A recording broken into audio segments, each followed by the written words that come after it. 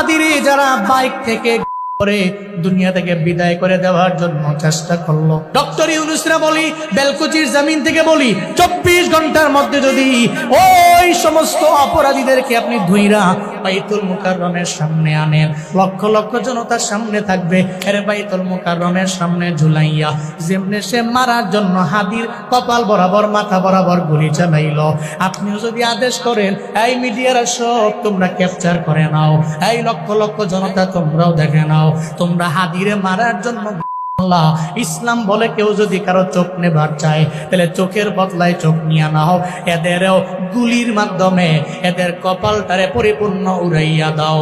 আল্লাহর কসম করে বইলা যাইতে পারি, এমন একটা বিচার যদি আমার দেশের মূল কেন্দ্রের মধ্যে হয়, ইন ফিউচারে এমন দুঃসাহস ঢাকার মধ্যে কেউ করতে পারবে না। ঠিক কিনা? ঠিক কিনা বলো?